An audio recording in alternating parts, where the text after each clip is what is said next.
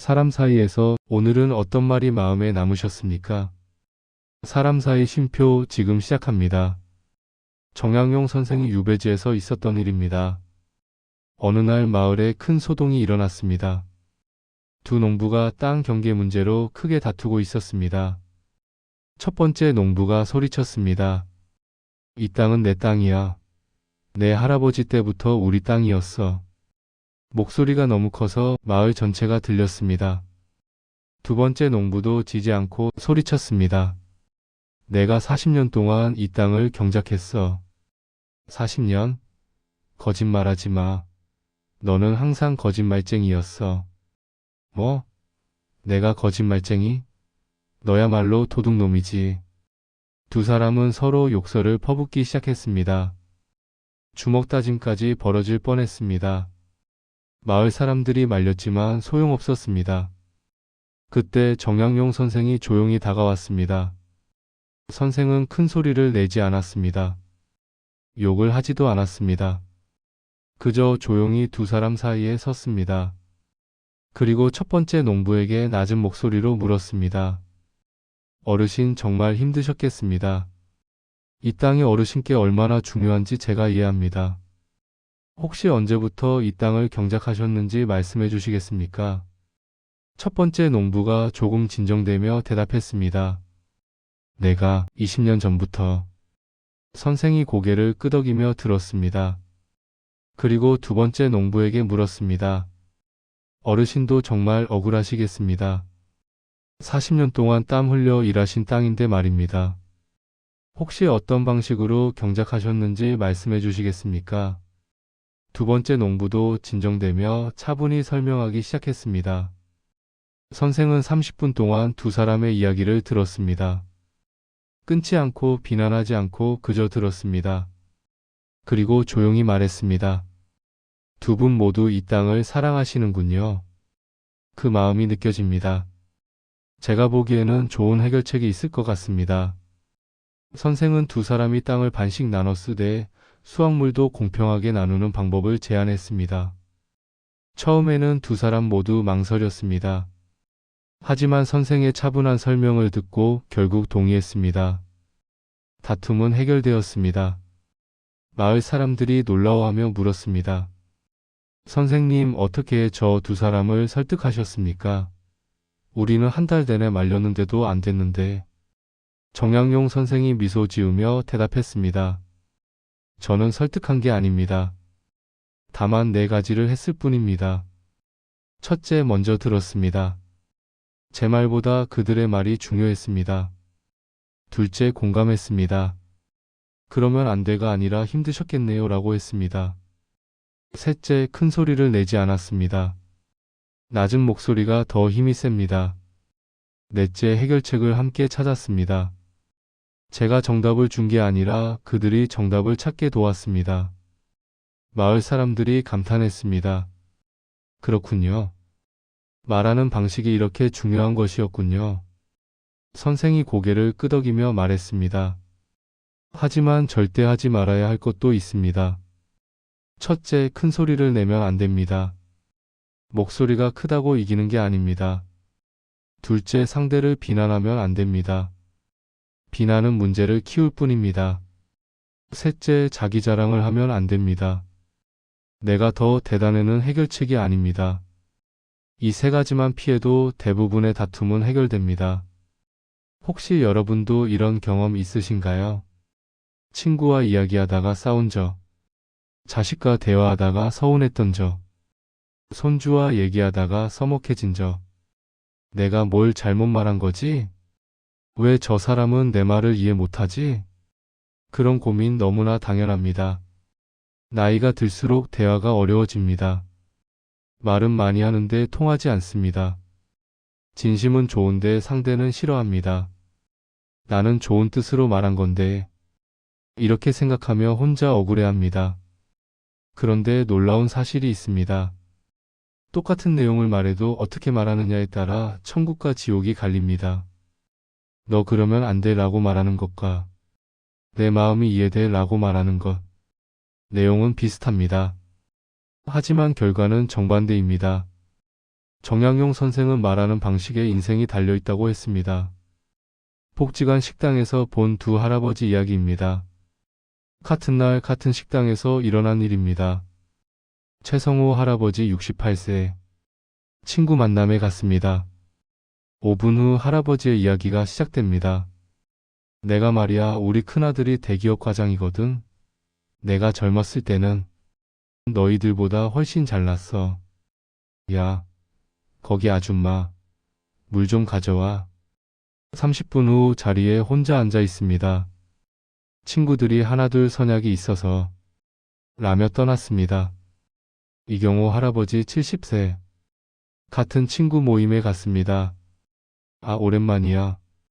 요즘 어떻게 지내? 친구가 자식 자랑을 시작합니다.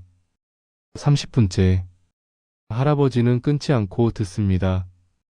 고개를 끄덕이며 와, 정말 대단하네. 자네 자식 잘 키웠어. 그건 그렇고 자네 건강은 괜찮아? 식사가 끝나고 친구들이 말합니다. 경호 형이랑 있으면 기분이 좋아. 다음 주에 또 보고 싶어. 같은 시간 같은 장소 완전히 다른 결과입니다. 차이가 뭘까요? 정약용 선생은 평생 말을 연구했습니다. 500권이 넘는 책을 쓰면서 깨달은 것이 있습니다. 성공하는 사람은 말을 잘하는 사람이 아니라 말을 잘하는 사람이다. 무엇을 말해야 하는지, 무엇을 말하지 말아야 하는지. 오늘 저는 정약용 선생의 지혜를 빌려 두 가지를 알려드리겠습니다. 키티나는 대화법 4가지, 이것만 하면 모두가 당신을 좋아합니다. 절대 하면 안 되는 대화법 3가지, 이것만 피하면 외톨이가 되지 않습니다. 지금 여러분 혹시 이렇게 생각하고 계시지는 않으세요? 나는 평생 이렇게 말해왔는데, 70년을 이렇게 살았는데 이제 와서. 아닙니다. 절대 아닙니다. 저는 78세의 말투를 바꿔서 인생이 완전히 달라진 할아버지를 직접 봤습니다. 3개월 만에 친구가 5명 생겼어요. 자식들도 자주 전화해요. 당신도 할 수 있습니다. 오늘 지금 당장 시작할 수 있습니다. 자, 그럼 시작해 볼까요? 키티나는 대화법 4가지. 첫 번째, 가장 인기 있는 사람의 비밀. 복지관에서 가장 인기 많은 할머니가 있습니다. 박씨 72세 할머니입니다. 모두가 박씨 할머니와 이야기하고 싶어 합니다. 비결이 뭘까요? 관찰해 봤습니다. 놀라운 것을 발견했습니다. 할머니는 거의 말을 안 합니다. 10분 대화 중 7분은 듣고 3분만 말합니다. 반대 사례를 보겠습니다. 김씨 70세 할아버지입니다. 친구를 만났습니다. 야, 오랜만이다. 1분 내가 요즘 건강이 안 좋아서 말이야. 5분 병원에 갔더니 의사가 그러는데 10분 그래서 내가 약을 바꿨는데 15분 우리 큰아들이 걱정을 많이 해서 20분 내가 젊었을 때는 이런 적이 없었는데 친구는 단 한마디도 못했습니다.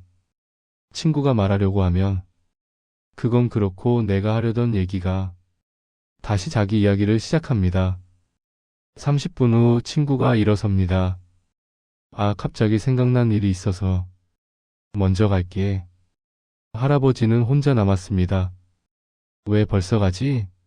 아직 할 말이 많은데. 정약용 선생은 이렇게 말했습니다. 말 잘하는 사람이 인기 있는 게 아니다. 잘 들어주는 사람이 인기 있다.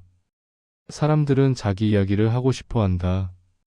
그들에게 말할 기회를 주는 사람이 진짜 현명한 사람이다. 듣기로 친구를 얻은 할머니. 대구에 사는 이씨 69세 할머니 이야기입니다. 할머니는 원래 말이 많았습니다. 친구들이 하나둘 떠났습니다. 어느 날 깨달았습니다. 나는 친구들 이야기를 들어본 적이 없구나. 그날부터 바꿨습니다. 친구를 만나면 할머니 누구야? 요즘 어떻게 지내? 친구 아나? 요즘 손주가. 할머니 끊지 않고 듣는다 그래? 그래서? 친구 그게 말이야. 10분간 이야기를 계속합니다. 할머니 힘들었겠다. 그럴 때는 정말 친구 맞아. 내가 날 제일 잘 이해해. 대화가 30분 진행됐습니다. 할머니가 말한 시간 10분, 친구가 말한 시간 20분. 하지만 친구는 집에 돌아가며 생각합니다. 오늘 이 씨랑 이야기하니까 정말 좋았어. 다음에 또 만나야지. 신기한 일입니다. 할머니가 거의 말을 안 했는데 친구는 너무 좋았던 겁니다. 왜일까요? 자기 이야기를 실컷 했으니까요. 6개월 후 할머니 주변에 친구가 8명이나 생겼습니다. 듣기 7할 실천법. 시간을 생각하세요. 대화 시작 10분 중 내가 말한 시간 3분 이하, 상대가 말한 시간 7분 이상. 이 비율을 지키십시오. 질문 5개 원칙. 대화할 때 최소 5개는 질문하십시오. 요즘 어때? 그래서 어떻게 됐어? 그때 기분이 어땠어? 지금은 괜찮아? 앞으로 어떻게 할 거야? 3. 끼어들기 금지. 상대가 말하는 중간에 절대 끊지 마십시오. 그건 그렇고. 안 됩니다. 내 생각에는. 안 됩니다. 끝까지 들으십시오. 4. 리액션 3종 세트. 그랬구나. 공감 힘들었겠다. 위로 정말? 관심. 5. 내 차례 기다리기. 상대방이 그런데 너는? 이라고 물어올 때까지 기다리십시오. 그때 비로소 내 이야기를 시작하십시오.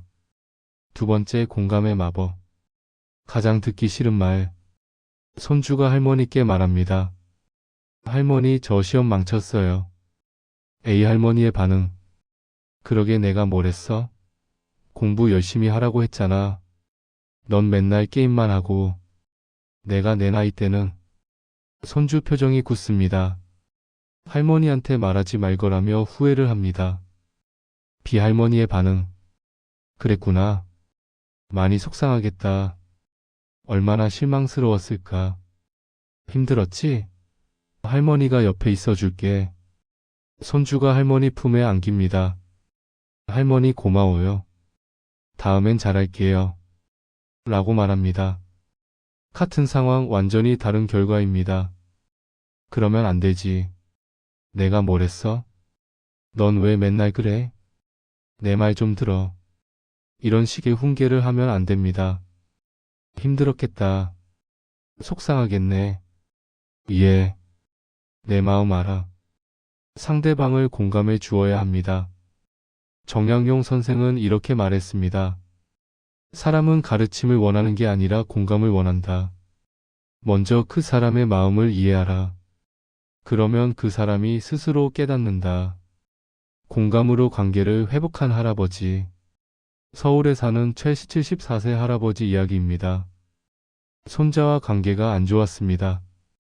손자가 취업에 실패했습니다. 예전 할아버지라면 그러니까 내가 뭐라고 했어? 대학 다닐 때 열심히 하라고 했잖아. 요즘 젊은 것들은 노력을 안 해. 손자는 할아버지를 피했습니다. 하지만 할아버지는 바꿨습니다. 손자 할아버지 저 또 면접에서 떨어졌어요. 할아버지 그랬구나. 많이 속상하겠다. 손자네. 정말 힘들어요. 할아버지 그럴 수밖에 없지. 내가 얼마나 열심히 준비했는데. 손자 할아버지는 저를 이해해 주시네요. 할아버지 당연하지. 할아버지도 젊었을 때 비슷한 경험이 있어. 그때 정말 힘들었거든. 손자 할아버지도요. 할아버지 그래. 하지만 지나고 보니 그게 나를 성장시켰더라. 너도 지금은 힘들지만 나중에는 이 경험이 큰 자산이 될 거야. 손자가 할아버지를 꼭 안았습니다. 할아버지 고맙습니다.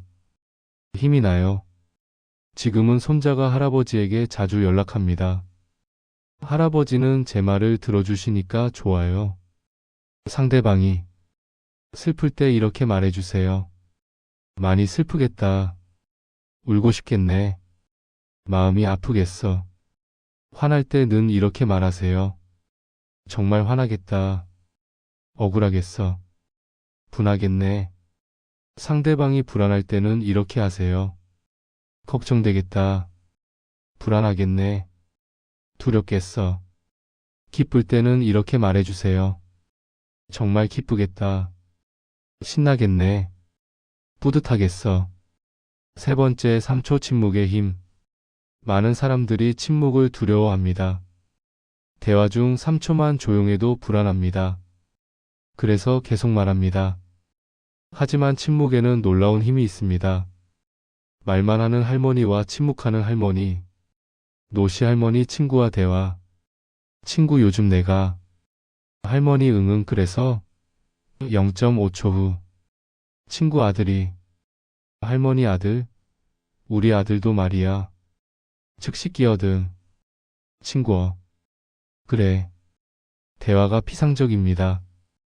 깊이가 없습니다. 구시 할머니 친구와 대화. 친구 요즘 내가. 할머니 고개를 끄덕이며 듣는다. 친구 아들이. 사실은. 3초 침묵. 할머니 기다린다.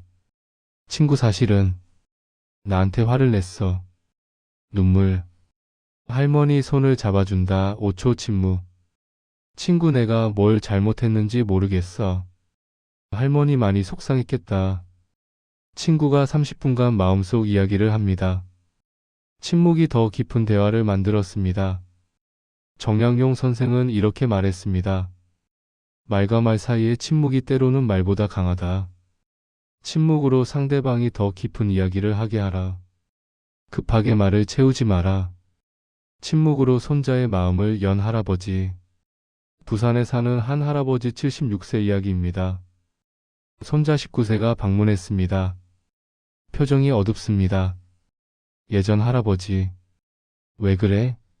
무슨 일 있어? 말 좀 해봐. 할아버지한테 말 못할 게 뭐 있어? 손자는 입을 다뭅니다. 바뀐 할아버지. 손자가 소파에 앉았습니다. 말이 없습니다. 할아버지도 옆에 앉았습니다. 말하지 않습니다. 5분간 침묵. 10분간 침묵. 할아버지는 그냥 옆에 있어 줍니다. 15분쯤 지났을 때 손자가 입을 열었습니다. 할아버지. 사실은. 손자가 이야기하기 시작합니다. 할아버지는 끊지 않고 듣습니다. 중간중간 3초, 5초 침묵합니다. 그 침묵 속에서 손자는 더 깊은 이야기를 합니다. 1시간 후 손자가 말합니다. 할아버지 이야기하니까 시원해요. 할아버지는 제 말을 진짜 잘 들어주시네요. 침묵은 언제 할까요? 상대방이 말을 끝냈을 때 3초 기다린 후 말하기. 상대방이 생각하는 것 같을 때 재촉하지 말고 기다리기. 무거운 이야기를 들었을 때 급하게 위로하지 말고 침묵으로 공감하기. 상대방이 우는 것 같을 때 말로 막지 말고 침묵으로 함께하기. 상대방이 하며 망설일 때 빨리 말해봐 하지 말고 기다리기. 침묵의 종류는 다양합니다. 공감의 침묵 고개 끄덕이며, 기다림의 침묵 눈 맞추며, 위로의 침묵 손 잡아주며, 존중의 침묵 경청하며. 네 번째, 당신은 주어의 마법. 나는과 당신은 의 차이. 이 작은 차이가 천국과 지옥을 갈라놓습니다. 복지관 식당에서 일어난 일. 두 할아버지가 있습니다. 양승원 할아버지는 이렇게 말합니다. 나는 오늘 컨디션이 별로야. 나는 어제 손주를 봤는데 말이야. 나는 요즘 이런 생각을 해. 나는 30분 대화 중 나는을 47번 사용했습니다. 친구들이 지루해합니다. 권석창 할아버지는 이렇게 말합니다. 당신은 요즘 어때? 당신은 그 일을 어떻게 생각해? 당신 아들은 요즘 잘 지내? 당신이 그때 한 결정은 정말 용감했어. 30분 대화 중 당신은을 32번 사용했습니다. 친구들이 집중합니다. 정약용 선생은 이렇게 말했습니다. 나를 중심에 두면 세상이 좁아진다. 상대를 중심에 두면 세상이 넓어진다. 대화의 주어를 나에서 당신으로 바꿔라. 그러면 모든 관계가 달라진다. 광주에 사는 한 할머니 68세 이야기입니다. 며느리와 관계가 안 좋았습니다. 예전에 할머니는 이렇게 이야기했습니다. 나는 내가 이해가 안 돼. 나는 너의 시대를 이해 못하겠어. 나는 너한테 실망했어. 며느리는 할머니를 피했습니다. 바뀐 할머니는 이렇게 말합니다. 너는 요즘 힘들겠다. 너는 이 일을 어떻게 생각해? 너는 어떻게 하고 싶어? 며느리가 조금씩 마음을 열기 시작했습니다. 어느 날 며느리가 고민을 이야기했습니다. 어머님, 사실은 제가 직장 문제로 하며 고민을 이야기합니다. 할머니는 그랬구나. 너는 지금 어떤 기분이야? 며느리가 사실 너무 힘들어요. 할머니는 내가 힘든 게 느껴져. 엄마가 도와줄 수 있는 게 있을까? 며느리가 눈물을 흘렸습니다. 어머님, 이렇게 제 이야기를 들어주시니 고마워요. 지금은 며느리가 일주일에 2번씩 방문합니다. 어머님과 이야기하면 마음이 편해져요. 라고 말합니다. 주어 바꾸기 실전을 하세요. 나는 당신은 으로 변해야 합니다. 나는 화가 나 당신은 힘들었겠다. 나는 이해 못해 당신은 어떻게 생각해? 나는 실망했어 당신은 최선을 다했어. 나는 걱정돼 당신은 괜찮아? 나는 속상해 당신은 어떤 기분이야? 절대 하면 안 되는 대화법 3가지. 첫 번째, 가장 품이 없어 보이는 순간. 복지관이나 버스 정류장에서의 일입니다. 2 할아버지가 있습니다. 오인수 할아버지. 버스가 옵니다. 야, 여기서. 여기. 버스 기사가 깜짝 놀랍니다. 버스에 오르며. 아니, 버스가 왜 이렇게 늦어? 기사 양반 제대로 운전하시오. 승객들이 쳐다봅니다. 자리에 앉으며. 요즘 젊은 사람들은 자리도 안 양보해. 버릇이 없어. 젊은이가 자리를 양보합니다. 그래야지. 진작에 그러지. 승객들의 반응은 어떨까요? 저 양반 너무 시끄러워. 교양이 없으시네. 라며 수군거립니다. 한승원 할아버지. 같은 버스가 옵니다. 손을 들어 조용히 신호합니다. 버스에 오르며. 감사합니다. 기사에게 말합니다. 자리가 없습니다. 조용히 손잡이를 잡습니다. 젊은이가 자리를 양보합니다. 아니에요, 괜찮습니다. 고맙습니다. 그리고 앉으며 말합니다. 정말 감사합니다. 승객들의 반응은 어떨까요? 저분은 품위가 있으시네. 저렇게 나이 들고 싶다. 라고 말합니다. 왜 나이 들면 목소리가 커질까? 첫째, 귀가 잘 안 들립니다. 본인 귀가 잘 안 들리니까 크게 말합니다. 둘째, 무시당할까 두렵습니다. 작게 말하면 사람들이 안 들어줄 것 같습니다.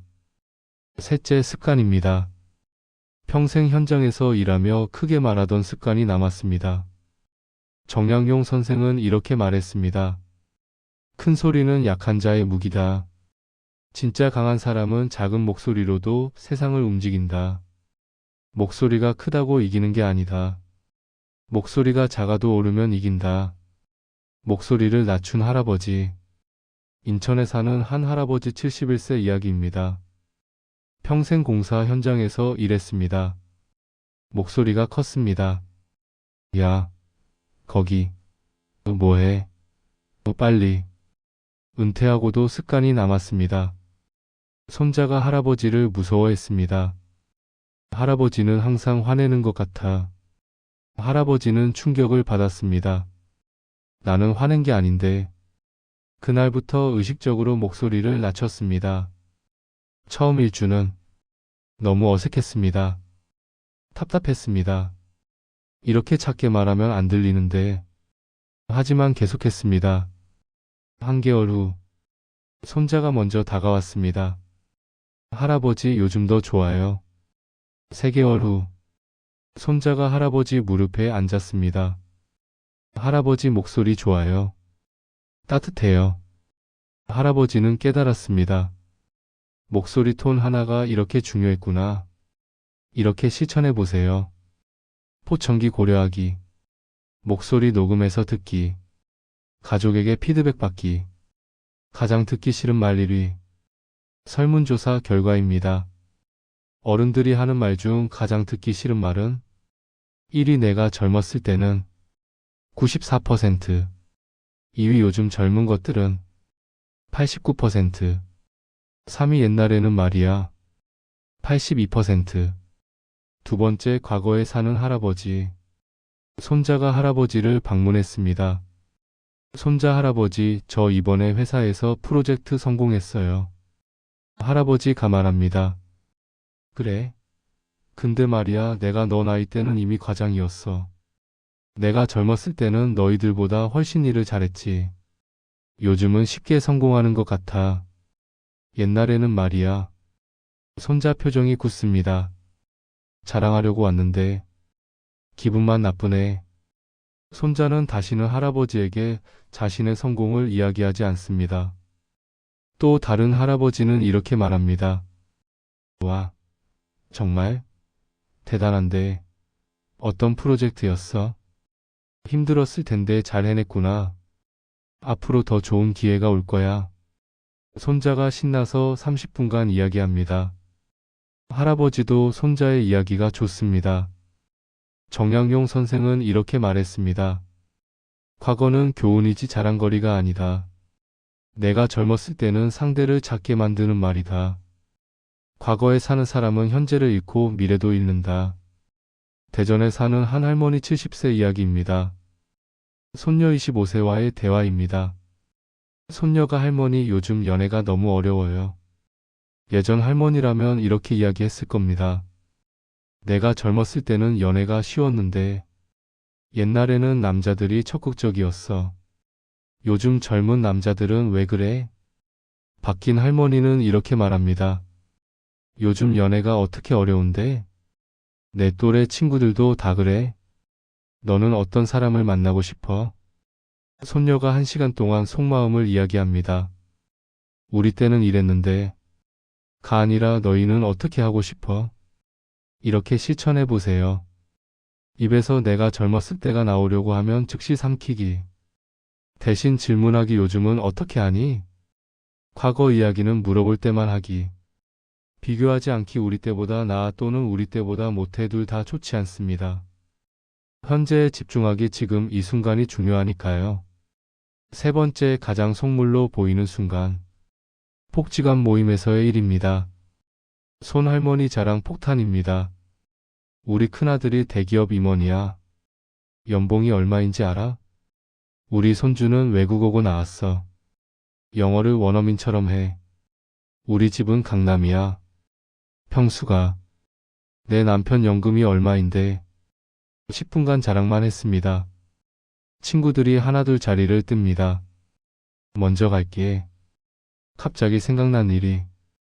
할머니는 혼자 남았습니다. 왜 다들 가지? 조 할머니는 질문과 칭찬입니다. 누구시 요즘 아들은 잘 지내? 친구는 뭐 그냥이야. 잘 지낸다며? 자랑 좀 해봐. 친구 A 자랑할 게 뭐 있어?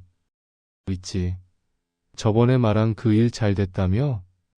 친구야, 그게 사실은. 신나서 이야기 시작. 와, 정말 대단하다. 자네 아들 정말 잘 키웠어. 2시간 동안 즐겁게 대화했습니다. 친구들이 할머니 B를 좋아합니다. 조 씨는 만나면 기분이 좋아져. 정약용 선생은 500권이 넘는 책을 썼습니다. 조선 최고의 학자였습니다. 하지만 자랑하지 않았습니다. 선생은 이렇게 말했습니다. 진짜 대단한 사람은 자랑하지 않아도 사람들이 안다. 자랑하는 사람은 속이 비어있다. 가득 찬 벼 이삭은 고개를 숙이고 빈 이삭이 하늘을 찌른다. 겸손으로 존경받는 할아버지. 부산에 사는 한 할아버지 77세 이야기입니다. 할아버지는 정말 대단한 사람입니다. 대기업 부사장 출신. 큰 집에 거주. 자식들 모두 성공. 훈장도 받음.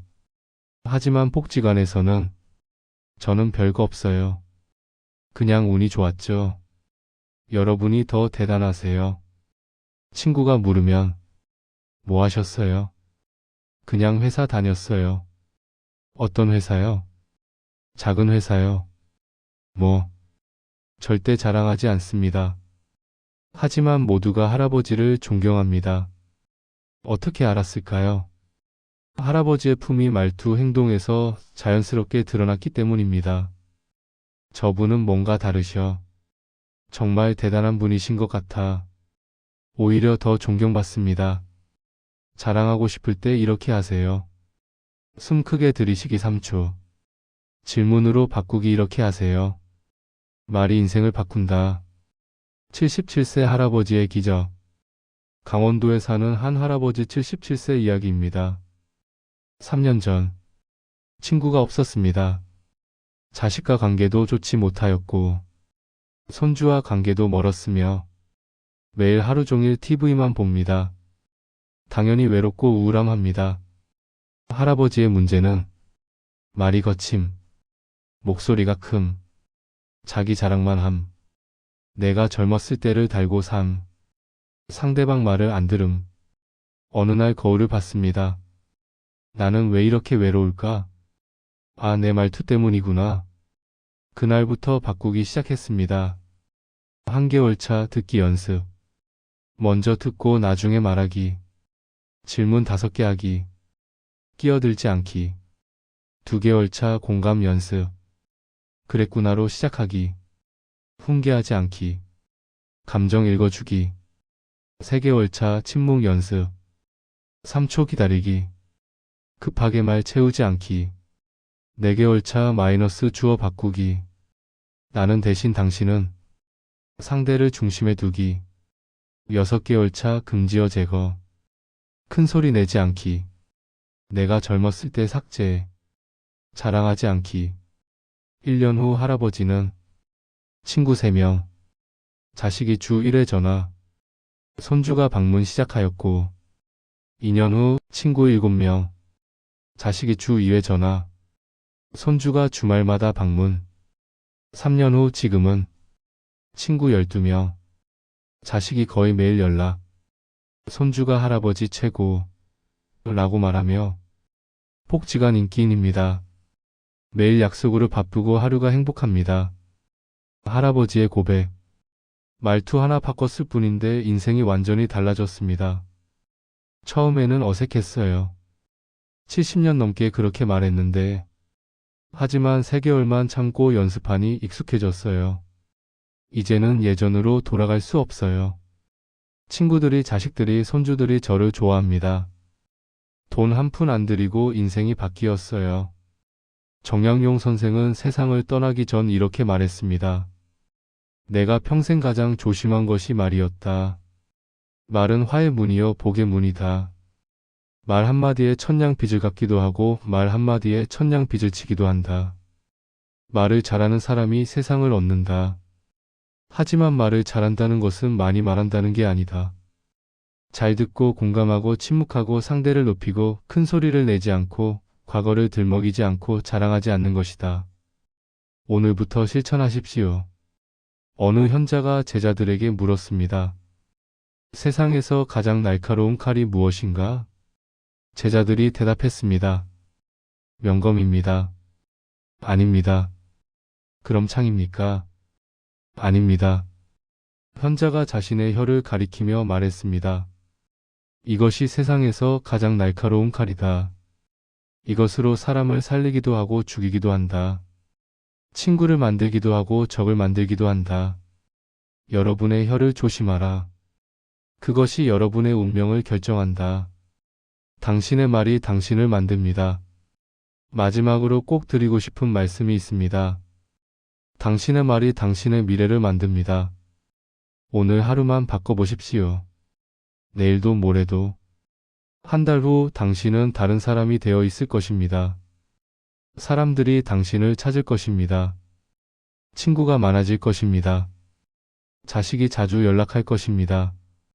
손주가 따를 것입니다. 말 하나 바꿨을 뿐인데 인생이 바뀝니다.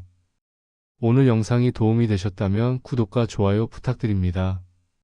그리고 댓글로 여러분의 다짐을 나눠주십시오. 나는 오늘부터 이것을 실천하겠습니다. 라고 적어주세요. 여러분 모두의 행복하고 따뜻한 노년을 진심으로 응원합니다. 사람 사이에 쉼표가 필요할 때 구독과 좋아요 눌러주시면 다음 영상을 편하게 받아보실 수 있습니다. 사람 사이 쉼표였습니다. 감사합니다.